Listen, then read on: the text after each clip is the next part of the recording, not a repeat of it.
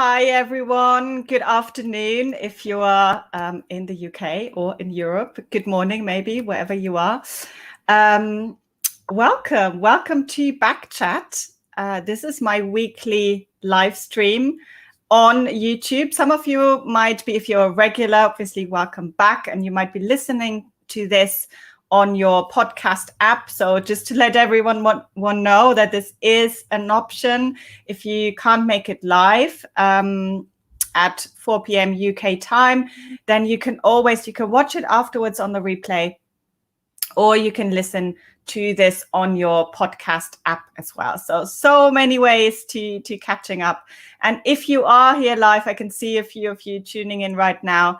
Please come and say hello. We do have a chat box which will be open throughout this conversation that I'm having. And I have an interview guest today, which I will introduce to you in a moment. But feel free to get involved. So feel free to use the chat box. If you want to ask questions, let us know where you're from. Let us know what your experience is with scoliosis as well. We want to know. So just before I bring on Katelyn, just wanted to mention that it's a last chance to sign up for my Yoga for Scoliosis Practice Transformation. Registration closes tomorrow at midnight UK time. So lots of you have signed up already. So great to see that. But obviously, if you do want to join us and you haven't yet, then make sure that you do. The next one will be in January 2022. Yes, I'm planning ahead. Good, lovely. So let me introduce our guest for today.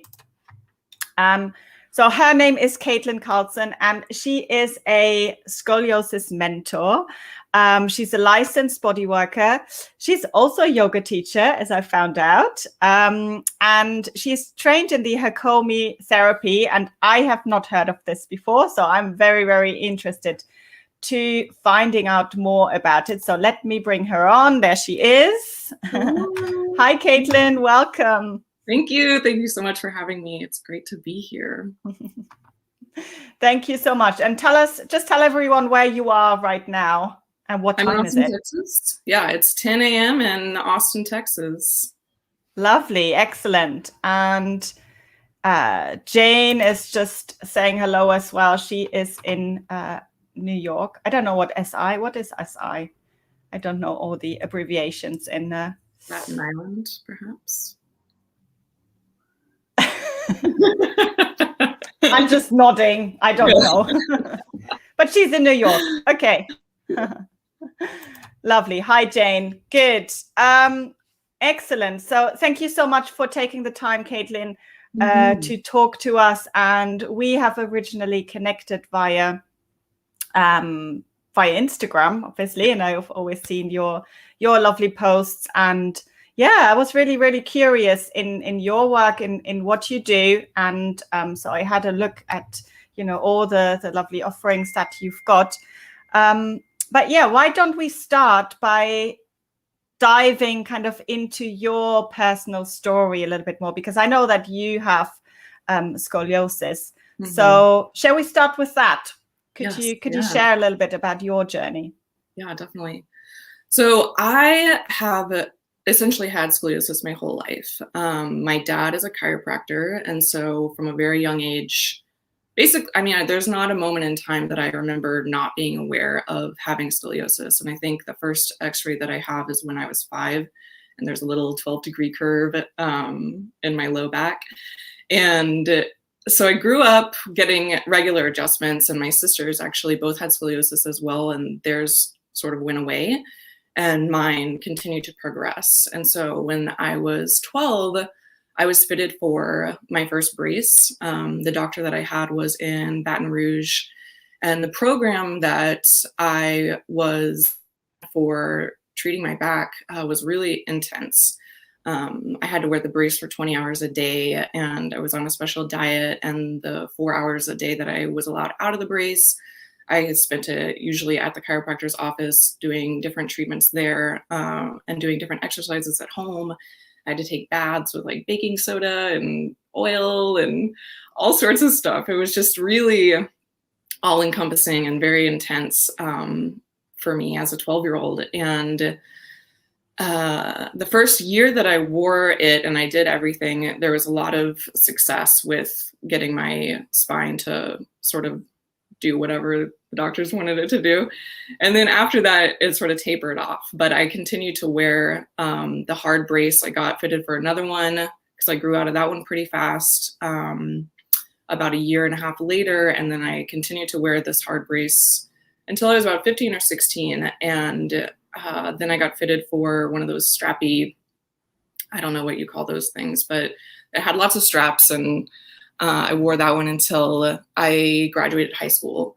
Mm-hmm. And, you know, being 12 and as a sensitive child, wearing this brace was really hard for me, socially and emotionally. And it shaped a lot of how I saw myself and what I thought was possible for me at school, and how I interacted with my friends and teachers, and what I allowed myself to do or not do, and what I was told I could do and not do.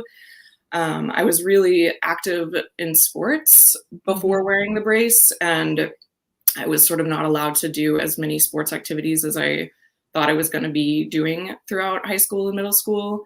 And so that was really devastating for me. Yeah. And it just, I mean, there's so many stories that I could tell about all the different ways that wearing this brace was really hard for me growing up.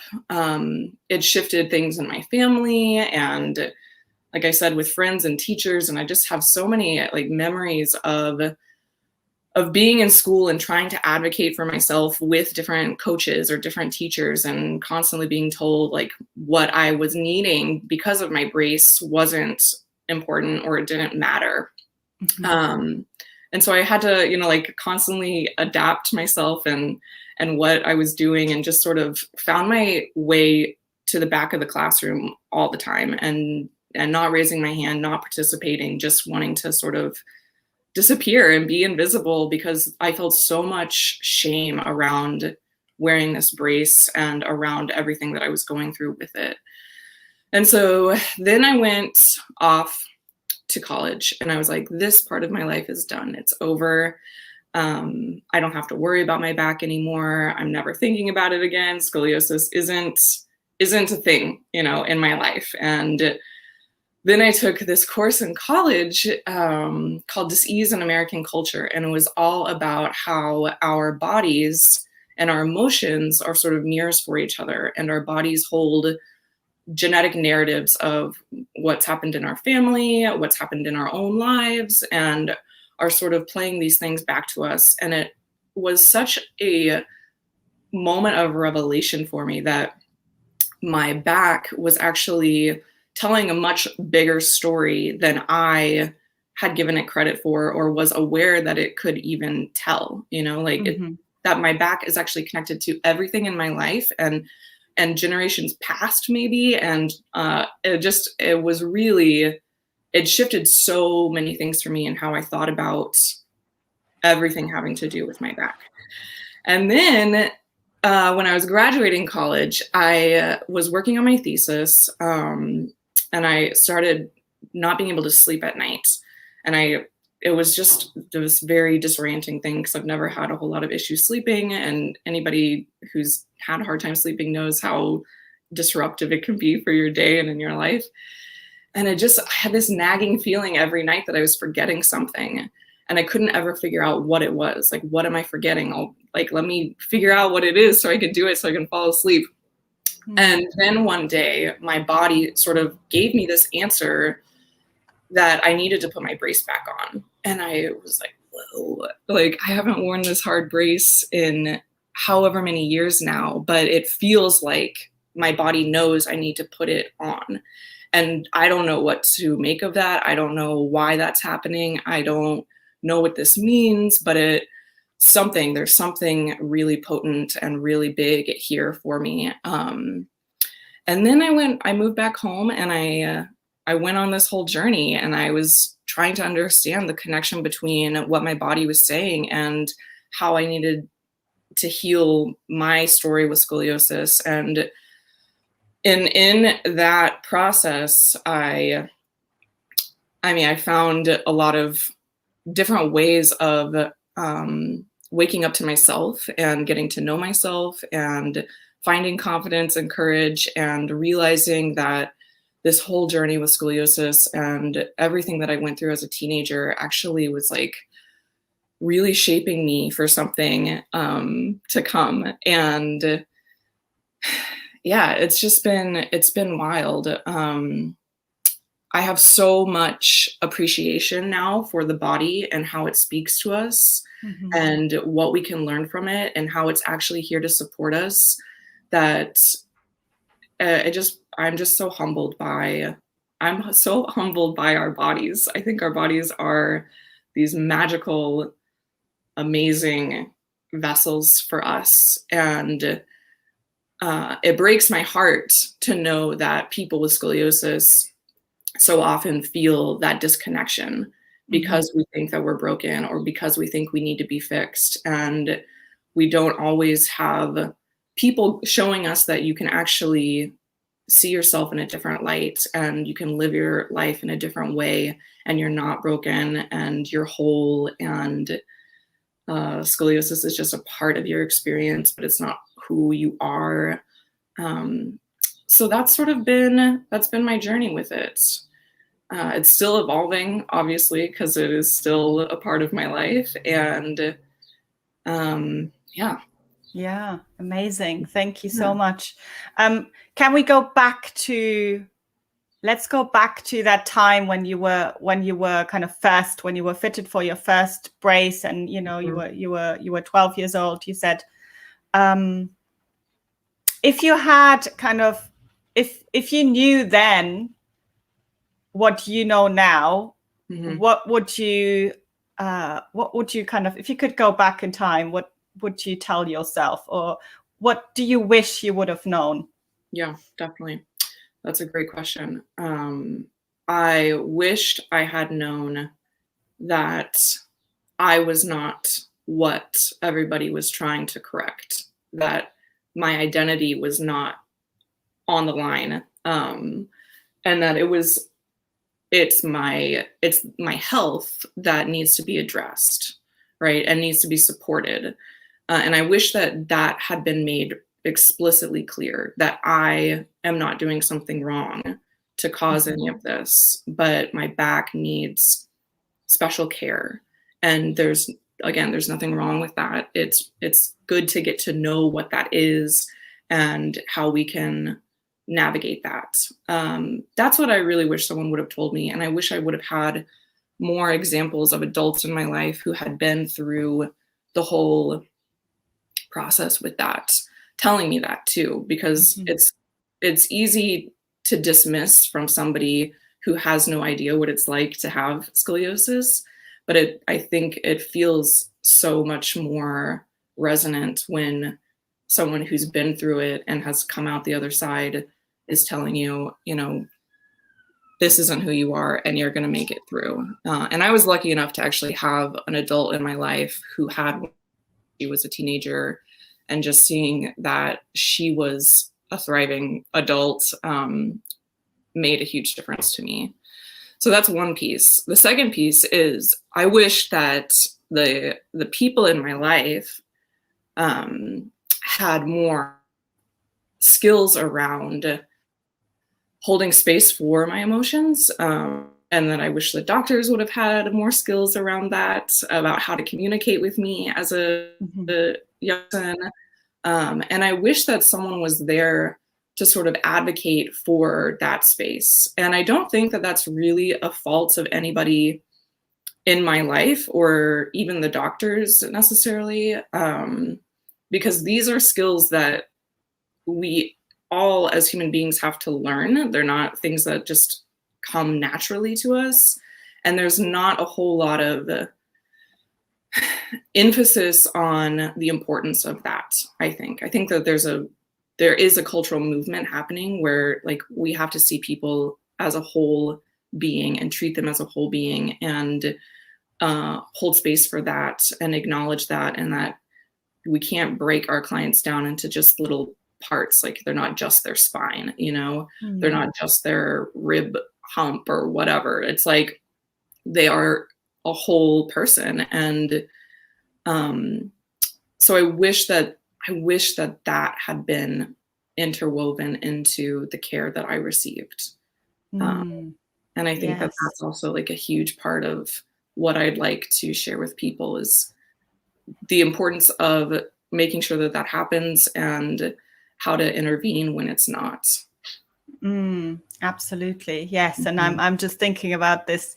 So I'm learning at the moment with the ladies from the SSOL, you know, the spine and scoliosis online learning, who have got so much knowledge, you know, about the spine and, you know, measuring x-rays and the amazing Schroth method, physiotherapy and all of this. And, you know, it's so much in-depth knowledge. But the whole time I'm going through it, I'm thinking there is something missing. There is, we are not just, you know, x-rays and you know, even just the body. There's so much more to us. And it's a shame that sometimes it kind of is not really seen by the therapist. And I think especially, and I don't specialize in teaching children or teenagers at all. I mainly work with adults. But I always think about, you know, how does this feel when you are 12 years old, when you're 13 years old, and all these things are just being done to you and decided for you, right? I mean, how does it feel?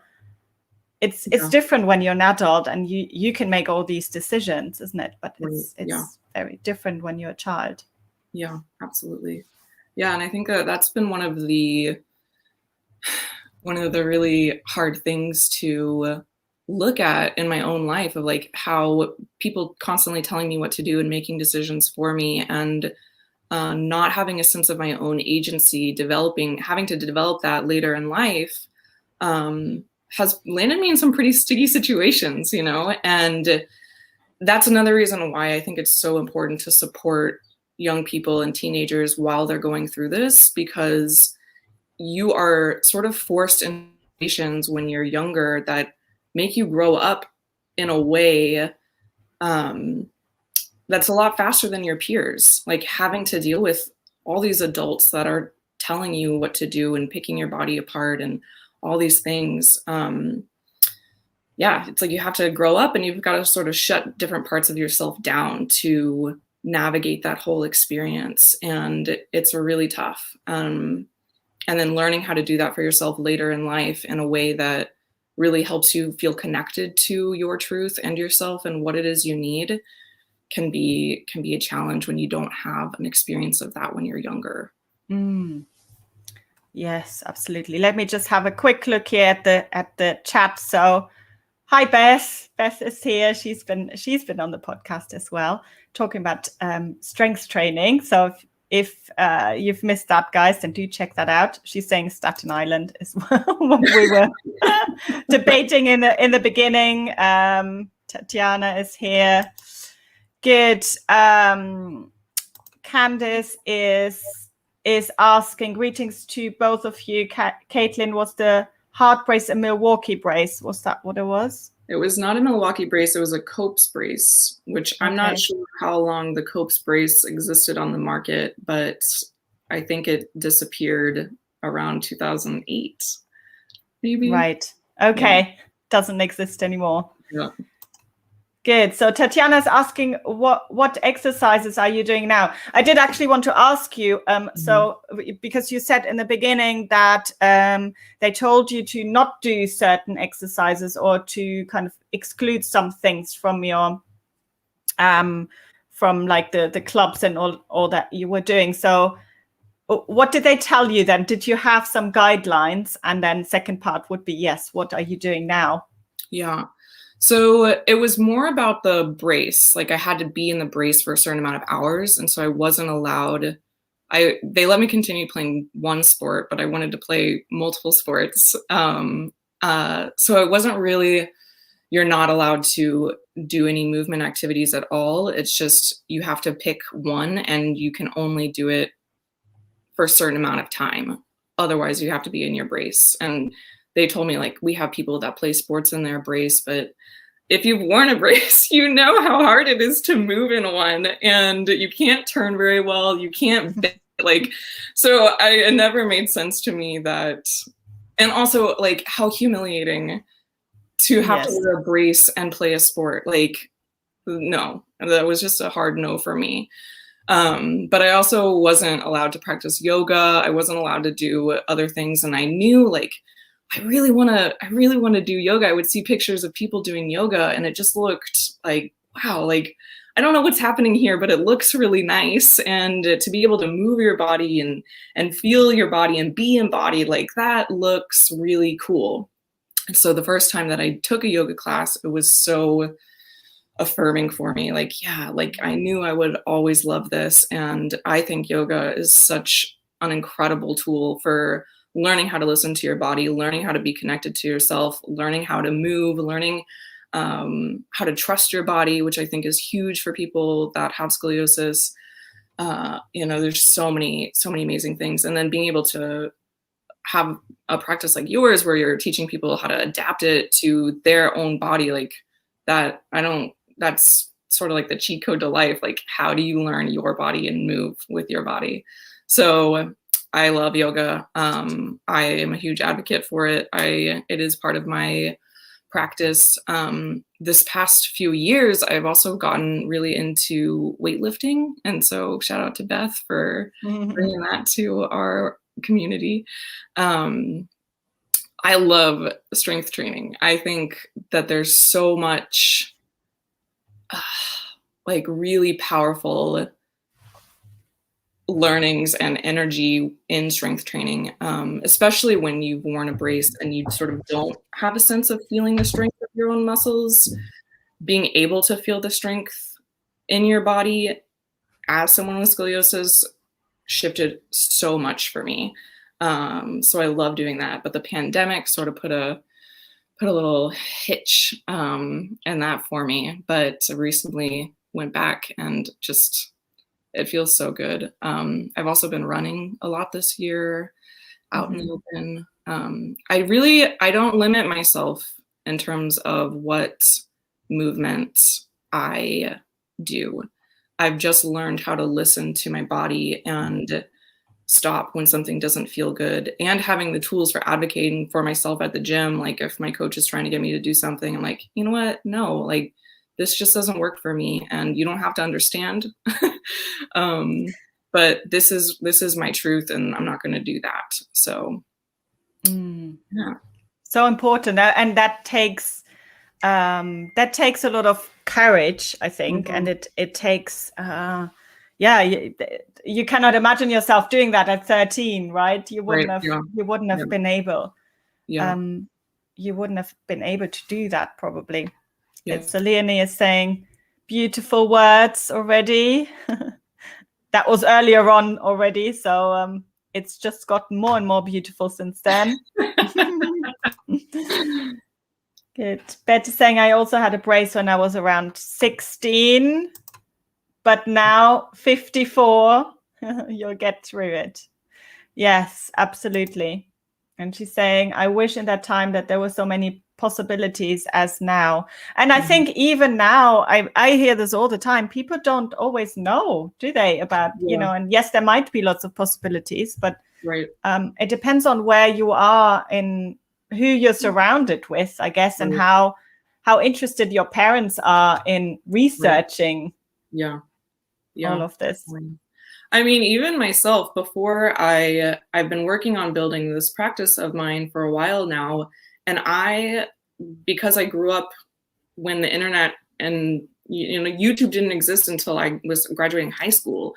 So just being able to see myself in the past few years, how many resources there are for scoliosis blows my mind. Like, if I had access to all of this when I was younger, how different would my life be, you know? So I love so many resources that are popping up all over the place. I just think it's so important. Yes, absolutely. Beth is saying, we encourage our teens now to practice sports without the brace as long as they put it back on after. Strengthening outside of the brace is important as well. And yes, and I think that this whole, and again, I used to work with teenagers a lot more, and especially if they have a brace, sometimes they don't know where pieces of their body are, right? That sounds silly, but this whole kind of body awareness thing is kind of, and you know, I'm all for a brace. I think it's needed for especially when kids go through these growth spurts. But we have to keep in mind what it also does and what you know what they're losing because of it. Yeah, absolutely. And yes, so I am glad that they don't have to wear it in sports and walk around like a robot. Yeah. Good. So Leonie is saying, I'm glad I get to listen to this as a teenager. I got my back brace when I was 9 years old. Sending love to everyone who's struggling right now. Yes, and maybe you can tell us as well, Katelyn, how does the, well, I mean, you mentioned obviously that you had this kind of experience where you thought you needed to put the brace back on. And I didn't wear a back brace, but I did wear braces for my teeth that you could take out for years, for a very, very long time. And I still now, and I'm 40 now, sometimes think, oh, I forgot something. I think I need to put my braces back on. Is that something similar? Yeah, absolutely. I think it's a testament to how habitual we can become and how those habits can become so ingrained in the body that the body is telling you that you need something, right? And so rewriting that script from the body with the body is going to be huge. Yeah, because it's a very strange sensation to be like, oh, I have to do this thing, but oh yeah, like that's in the past, but it feels like it's in the present, right? And I think if you don't have an understanding of exactly like what's going on with that, it can feel scary. Like it was a scary sensation for me. Like, why is my body telling me that I have to put this thing on that I really didn't enjoy wearing, you know? But again, it's like the body really knows how to advocate for itself when we listen, when we make the space for it to speak. And it's only wanting to discharge that energy and to have some help in rewriting a different story and setting a new habit and creating more freedom for yourself and what your options are. Yes, absolutely. Yeah. Could you speak a little bit more about this link between, and I think I did write it down, what you said, there's a link between our emotions and our physical expressions. Yeah. Would you mind kind of talking about this a little bit more? Yeah. So, our emotions happen in the body, right? They're felt things that happen in the body. And a lot of times, because we don't always let ourselves feel our emotions and process all the way through them, those emotions can get stuck. That energy can get stuck in our system. And then where it gets stuck, it's sort of how the body moves, how it holds itself, how it functions, how these cells regenerate. Like it shifts us on a biological, chemical level. And it's really, I think it's a very individualized experience. How all of those things connect for you is going to be really different than how it connects for me. But there is a connection, right? Like we all have that connection. And I think culturally, we are not always taught that our mind, soul are working together, that these things are separate. Our body is separate than our thoughts. Our thoughts are separate than our feelings. And these things are actually interwoven and working together in really magical ways that sort of create how we know who we are, we experience who we are, and also how we experience the world, how we know the world, how we take the world in, how we show up in the world. Like it's mirroring that too. And then the Hakomi Method, I know you had some questions. That I think is one of the best ways that I found for people to have an opportunity of really understanding just how interconnected all of these different parts of ourselves are, and how we actually are a unit, a whole unit, that our mind, our thoughts, our feelings, our memories, our sensations, our all of these things are working together and come alive through us, and then in the Hakomi Method, you get the chance to sort of witness where those beliefs, where those feelings sort of get stuck and become limiting for you. And you get the opportunity to heal some of that and open up to different possibilities and experience greater freedom in your life for who you are and how you experience yourself, which I just think is the point, right? Like, we want to be able to transcend our limitations and feel good about ourselves and be in the world in the way that we want to. So is it a type of is it a movement therapy? Is it psychotherapy? How would you kind of describe it? Yeah, so it's the easiest way is to say a mindfulness-centered, body-based psychotherapy healing modality. Okay, the easiest way of. Okay, say that again. So it's a mindfulness-centered, body-based, or somatic, right? Somatic means body-based. Healing modality. So it's healing body and mind, basically. Yes. Yeah. But it's you can involve movement and learning how to, because the body's speaking. So you're learning the language of the body through this modality. You're learning how your body is speaking to you. And like lots of times in a Hakomi session, clients will make a certain movement or they'll do something, and you'll slow that movement down. Like what's actually present for you in that movement? What's that movement telling you?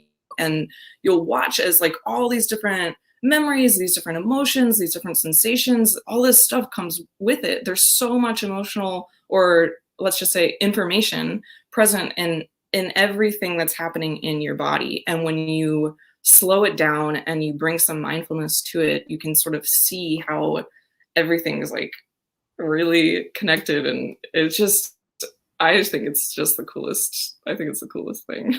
I love it. It just, the body is so awesome. Yeah, it's amazing. So it's probably about a year ago I came across Peter Levine's work and with trauma, and it sounds very similar in a way to so what you're doing.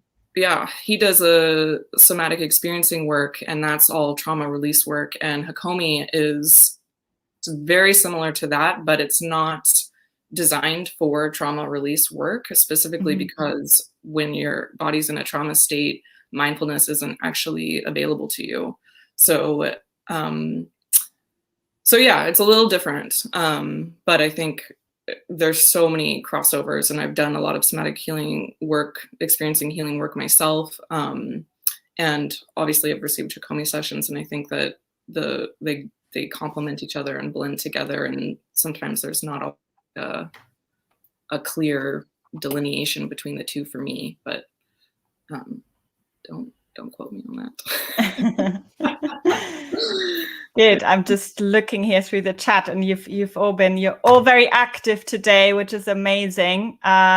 So is it Imi?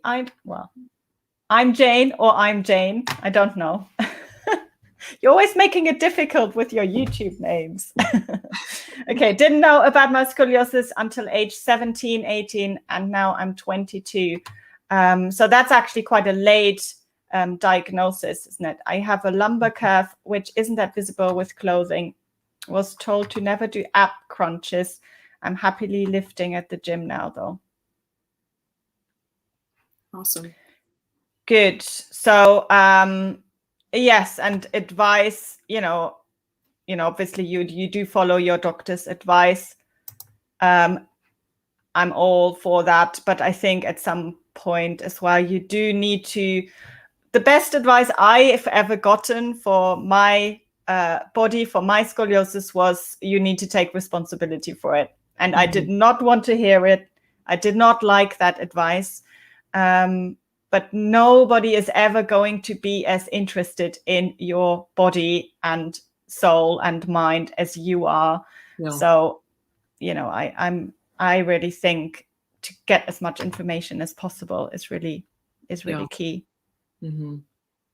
Yeah, and the more responsibility for your body you take, the freer you are in how you get to be with it. So that's what is at stake, right? I think. Yes, exactly. Good.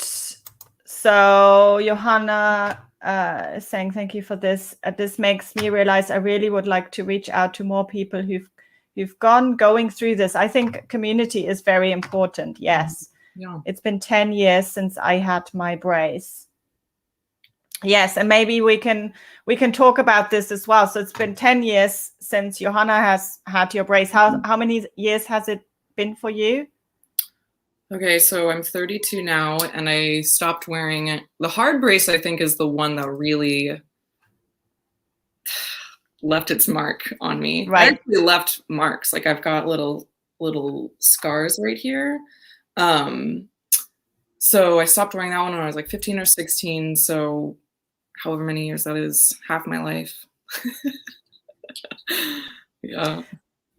So how, especially for those of us who didn't wear a brace, how would you say, how does it affect you now? I mean, I know that you've done a lot of that inner work, obviously, but yes, does it kind of does it fade out at some point? How is it when you're... You mean like in terms of how I feel about my emotionally body? Yes. Yeah. So for me, it was the recognizing that this wearing the brace or having scoliosis and feeling like a problem sort of infused every part of my life. And so it showed up in career choices and relationships and in everything. And so learning how to recognize those sort of limiting beliefs or patterns or in my life is what I'm looking for now. And I sometimes still see it coming directly related to scoliosis, but it's more so like with my own self-worth is where it shows up a lot, how I trust my body, how I disconnect or connect to my body, how I listen to what it's telling me about relationships or work or what I need to eat, that day could be as simple as that. And so it's really become a bigger thing for me, of just seeing like, how do these things show up in my life, in every aspect of my life? So in answer to that question, then yes, like it's always there. It's always giving me some sort of feedback. And that's where I think it's actually a really powerful tool, because then you can sort of work with it as a tool for understanding where you're at with anything, if that makes any sense. So, yeah, but also, yeah, there are definitely moments like if I do lift weights and I can feel my back a little bit differently, and I'm like, oh gosh, like, should I be worried, or should I really be doing this, or things like that definitely show up. And I think that having the tools that I have now allow these different questions that I have, or the different ways that I show up to my life, it makes it easier to maneuver it without it becoming a problem, without the emotion of pain or embarrassment or shame becoming something that stops me. It just becomes something that I recognize and then work with, move through. And in that way, life just becomes easier. Yeah. Yes, absolutely. And I'm a firm believer in psychotherapy as well. I think it's really and it's definitely it's helped me a lot to just work through things that come up. And that's what I wanted to ask you about. Do you see any patterns and you're working with others now, obviously, that have scoliosis or maybe have been wearing a brace or something like that? Do you see any patterns, like things that kind of come up very often that you see, like, oh, this is where you think, oh, so typical scoliosis? Yeah, well, for me, I think, I love this question because this is really what I think about a lot of times. And I think it's cool to think about it too, in terms of the energy systems that the spine aligns with, right? So in yoga and the chakras and everything, you have these different energies, and expression and feeling free to express ourselves in a certain way, I think is something that people with scoliosis work with a lot, because the spine is literally this central energy channel that is supporting how we express ourselves, how we show up in the world. Sometimes that can be collapsed or doesn't always feel accessible to us or as easy as you might like it to be. A lot of core stuff with trusting yourself, having confidence, how you see yourself, how you experience your power in the world with yourself. That's something that is, I think, a lot of us can relate to. Feeling safe in our bodies, feeling betrayed by our bodies. These things are huge. And then, this, especially for people that have worn a brace or are wearing a brace, the sensation of feeling stuck, feeling immobile, emotionally, mentally, and physically. I think that's a big one.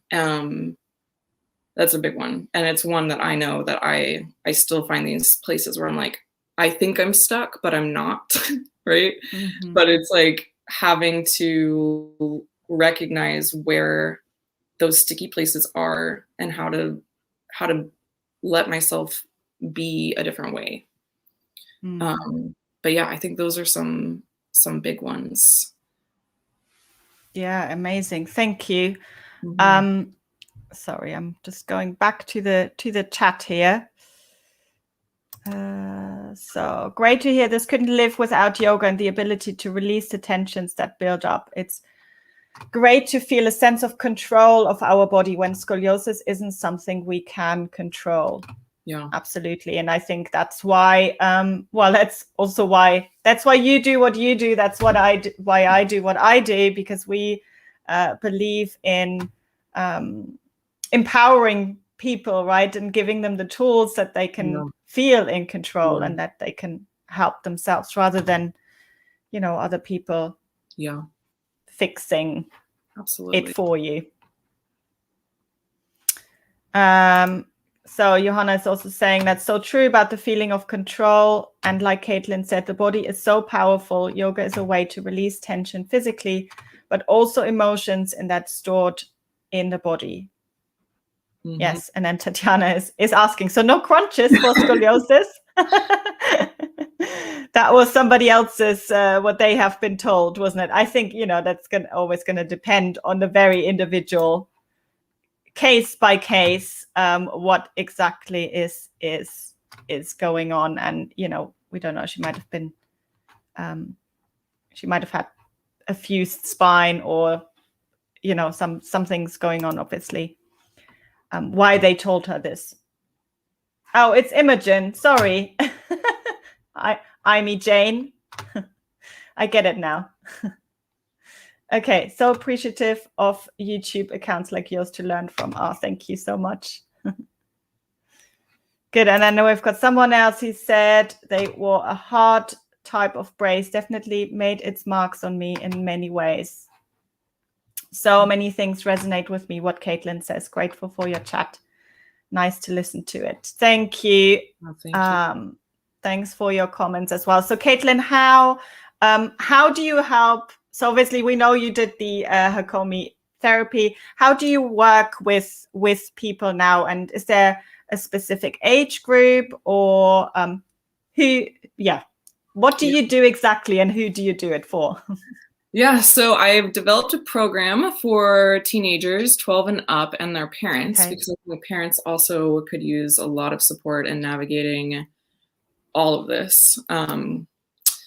Working with them, supporting them, because I think having that support while you're going through it is critical, so valuable, and teaching teens how to be in their agency, connect to their agency, connect to their worth, connect to their body, how to process their feelings, hold space for their feelings, have someone to talk to be heard, to be listened to be held in a container where they are able to see themselves and experience themselves as a whole being.